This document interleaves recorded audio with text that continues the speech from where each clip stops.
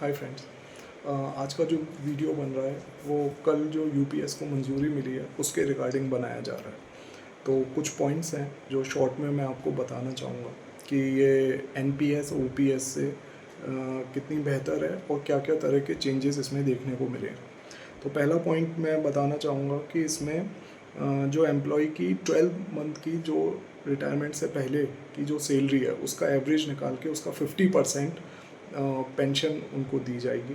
लेकिन इसमें एक कंडीशन लगाई गई है कि एटलीस्ट एम्प्लॉय ने 25 ईयर्स की अपनी सर्विस कंप्लीट कर ली हो। अब क्वेश्चन ये आता है जिनकी 25 ईयर्स की सर्विस कंप्लीट नहीं है, किसी की 10 साल की हुई होगी, किसी की 15 की, किसी की 20 की, तो उनके साथ क्या होगा, तो उनको प्रो रेटा बेसिस पे यानी कि प्रोपोर्शनल बेसिस पे उसी बेसिस पे जितनी पेंशन कम हो जाएगी, क्योंकि जितना उनका सर्विस का टाइम पीरियड होगा उसके अकॉर्डिंग उनको उनकी सैलरी जो उनकी बनी होगी उसके अकॉर्डिंग उनको पेंशन मिलेगी।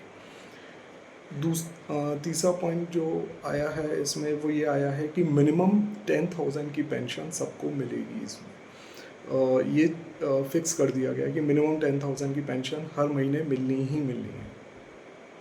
थर्ड पॉइंट जो आया है वो फैमिली पेंशन को लेके आया। जैसे किसी एम्प्लॉय की डेथ हो जाती है पेंशन लेने के दौरान या फिर से जब वो अपनी सर्विस में होता है उस दौरान, तो लास्ट मंथ की सैलरी या लास्ट मंथ की जो पेंशन है उसका 60% उनको उनके फैमिली मेम्बर्स को दिया जाएगा। ये इसमें एक चेंज आया है। एक और जो चेंज इसमें देखने को मिला है वो ये है कि अगर किसी ने वीआरएस लिया है या सुपर एनुएट किया है तो उसकी ग्रेचुटी पे कोई इफेक्ट देखने को नहीं मिलेगा, और साथ ही साथ उसको एक लमसम अमाउंट मिलेगा, और जो लमसम अमाउंट होगा वो उसकी 1 मंथ की सैलरी का 1/10 होगा। तो ये वीआरएस वाले लोगों के लिए बताया गया है। इसके अलावा जैसे कि पेंशन में ओल्ड पेंशन स्कीम में जैसे डीए मिलता था, तो यहाँ पे डीएनएस रिलीफ करके मिलेगा, जो इन्फ्लेशन इंडेक्स को काउंट करके मिलेगा। इसका मतलब जैसे कि इन्फ्लेशन बढ़ेगा तो साथ ही साथ आपके पेंशन में भी वो चेंजेस देखने को मिलेंगे, वो पेंशन भी आपको बढ़ती हुई नज़र आएगी डीएनएस रिलीफ के तौर पे। इन सब को देखते हुए जो एरियर बनेगा गवर्नमेंट का, जो पेंशन कम बैटरी होगी उसको उस लेवल तक लाना पड़ेगा, तो इस एरियर का जो अमाउंट बैठेगा लगभग 800 करोड़ के करीब का अमाउंट बैठेगा, जो बर्डन गवर्नमेंट पे आएगा। एक जो चेंजेस जो और इसमें देखने को मिला है यूपीएस में, यूनिफाइड पेंशन स्कीम में, वो ये है कि गवर्नमेंट अभी तक एनपीएस में 14% का कंट्रीब्यूट कर रही थी और एम्प्लॉय का जो कंट्रीब्यूशन था वो 10% का था। एम्प्लॉय का कंट्रीब्यूशन में कोई चेंजेस नहीं हुआ है, लेकिन गवर्नमेंट जो कंट्रीब्यूट कर रही थी 14% उसको बढ़ा दिया गया है, वो 18.5% हो गया है, 18.5%। और ये बोला गया है कि हर 3 साल बाद इसका एनालिसिस होगा, इसका विश्लेषण किया जाएगा। विश्लेषण का मतलब ये नहीं है कि जो 18.5% का कंट्रीब्यूशन गवर्नमेंट कर रही है तो उसे कम कर दिया जाएगा, कम नहीं किया जाएगा, बढ़ाया ही जाएगा, लेकिन हर 3 साल पे इसको एनालाइज किया जाएगा।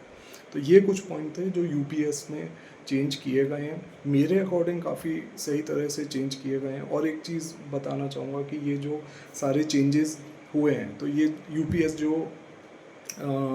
अप्लाई होगी वो 1 अप्रैल 2025 जो फाइनेंशियल ईयर नेक्स्ट ईयर जो स्टार्ट होगा तब से ये अप्लाई हो जाएगी। और कोई भी एम्प्लॉई जो एनपीएस ले रहा है वो यूपीएस में ट्रांसफ़र करा सकता है अपने आप को। जिनकी एनपीएस के अकॉर्डिंग पेंशन स्टार्ट हो गई है वो भी यूपीएस में अपने आप को ट्रांसफ़र करा सकते हैं। तो ये सभी के लिए ऑप्शन दिया गया है और इसकी कोई लिमिट नहीं है कि आप तब तक अपने आप को ट्रांसफ़र करा सकते हो। आपको बेनिफिट लग रहा है आप कभी भी ट्रांसफ़र करा सकते हो। और एनपीएस के बेसिस में मैं ये बोल सकता हूँ कि इसमें सही तरह के चेंजेस देखने को मिले हैं, और क्योंकि मोस्टली केसेस में लोगों को पेंशन 10,000 भी महीने की नहीं मिल पाती थी एनपीएस में, जो कि इसमें देखने को मिलेगी कि मिनिमम 10,000 तो पेंशन मिलनी ही मिलनी है। तो ये तो आई होप आपको ये चीज़ शॉर्ट में क्लियर हो गई होगी, और कहीं पे कोई डाउट होगा तो बीच बीच में जो चेंजेस आएंगे वो और देखने को मिल जाएंगे। और जहाँ तक है ये चीज़ें इस तरह से क्लियर कर दी गई हैं। आई होप आपको ये वीडियो समझ में आया हो। Thank you.